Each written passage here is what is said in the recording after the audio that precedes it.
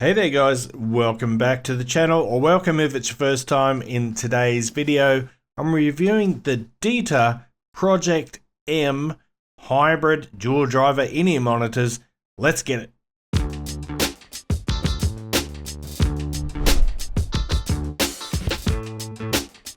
What's cracking audio fans? David here from Prime Audio Reviews. This is the Project M, and right there you can see bit of a frequency response going on. Bit of a spoiler there, but you probably know if you're watching this already. So it's a fairly ordinary box.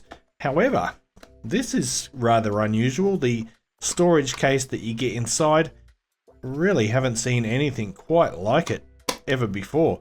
I'm still trying to figure out why that's there and why this one's here. It doesn't matter because it's a really cool box. And by the way, inside the lining is covered with silicone, so you get a bit of protection for your IEMs there.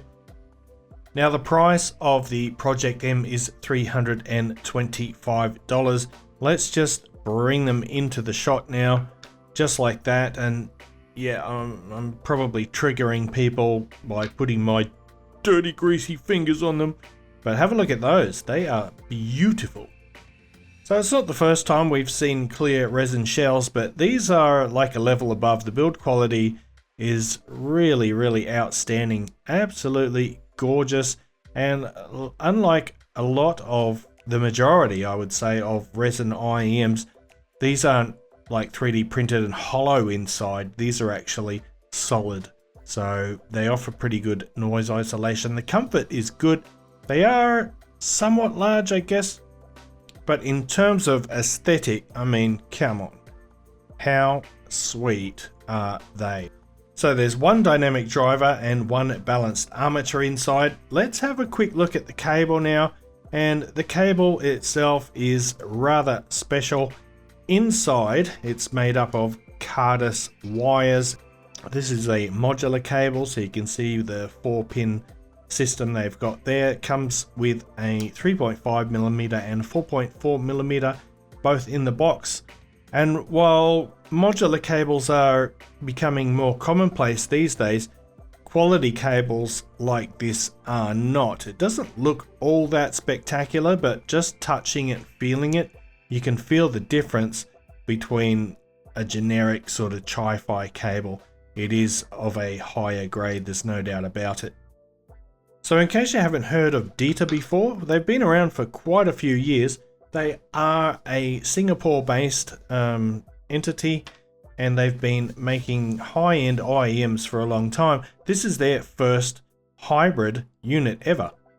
But let's keep things rolling, and we're going to get right into the sound. So how does the DITA Project M sound? Well, first of all, it takes a less conventional approach to tuning than most of its contemporaries, which are all sort of hovering around that Harman target. It's got a U-shaped signature, but it's very linear, like super linear across the spectrum from the bass to the upper mid-range. It's almost a flat line. I will throw up the graph here. So we got a really balanced sound with the bass, mids, and the treble all presented sort of fairly closely together. The outcome of that, though, is a sound that's nice and warm. It's very lively, yet at the same time I find it pretty overall smooth. So let's talk about the bass. And the bass, it's technically impressive. It's got rapid, well-defined notes. It's got a nice rich texture. It's not going to please most bass heads if you're looking for outright abundance or huge quantities of bass, but it's got a nice impressive sub-bass extension.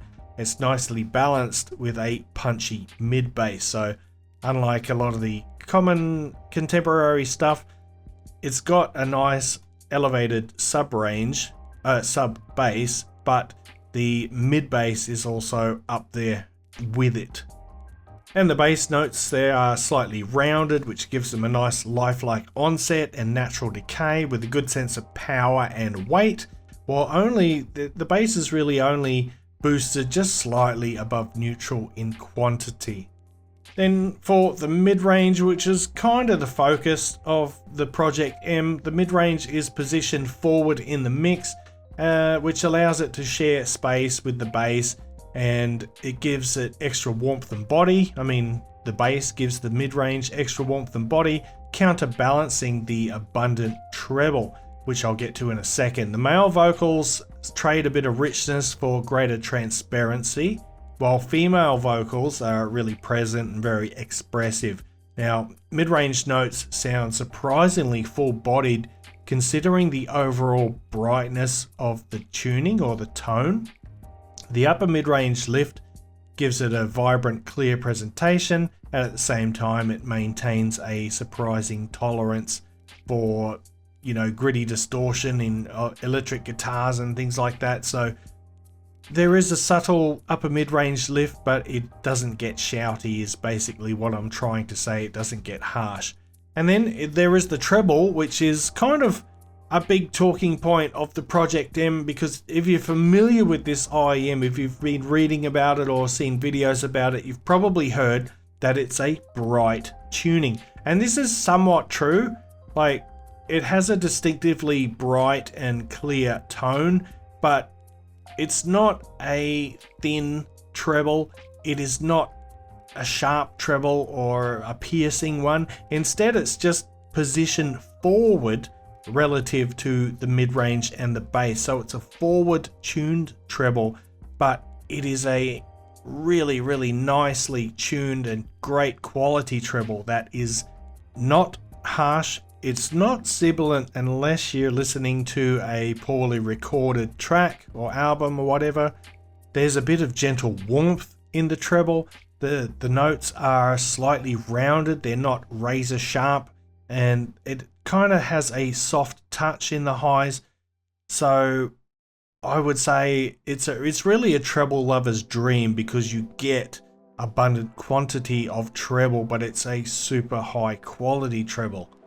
And I'm still not sure if bright is the right term to sort of for the overall tonality of this IEM, because the bass sounds nice and full bodied. It's got really nice body and weight to it. The mid-range is rich. There is a bit of richness and lushness in there. And then there is the treble, which is just lovely. So you can imagine it doesn't have a particularly large soundstage, although it does have excellent stage width. It's got very good imaging, so it highlights positions of instruments and vocals very clearly. It's got excellent instrument separation. Gamers, if you're spending this much money on some IEMs that you're going to be gaming with, the precision of the imaging, it's fantastic for gaming, especially things like enemy footsteps, because remember, we've got that focus on the mid-range and the treble. Yet at the same time, you get that nice immersive impact and fullness of powerful explosions too. So this kind of $300 range it's a bit more unusual in the tri-fi world, which, you know, if you're familiar with my channel, is where I focus most of my reviews.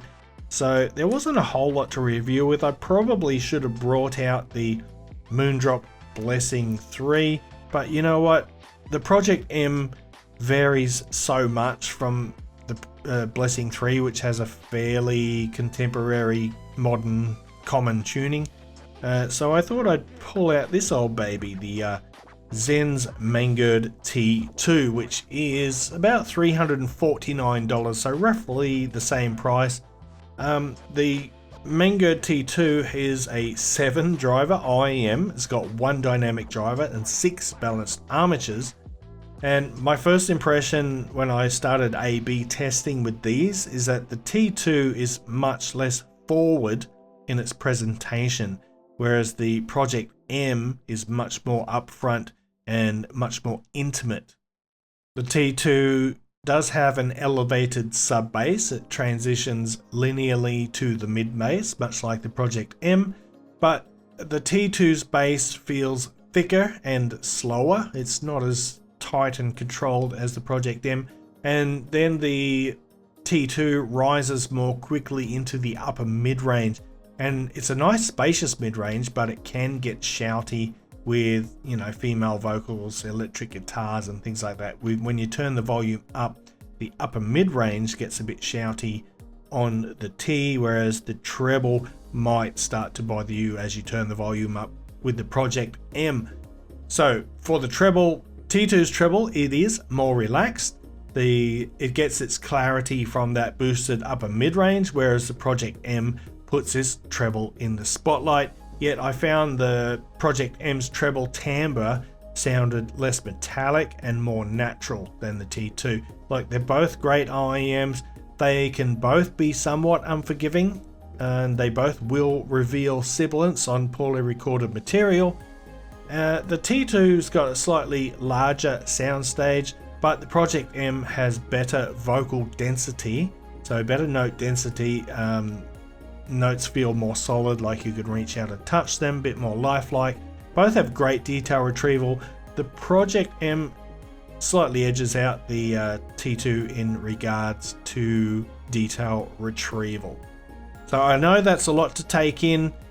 Basically, they're both great IEMs. The Project M, though, it's got a very unique tuning, one that we don't see often in other IEMs. At first, it kind of reminded me of the FIO FH7, believe it or not, but I think it's smoother. The treble notes are smoother than the FH7.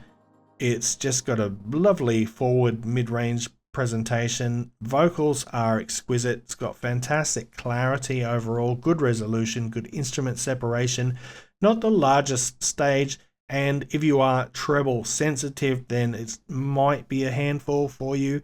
But honestly, I've been able to listen to these for hours at a time and didn't bother me whatsoever.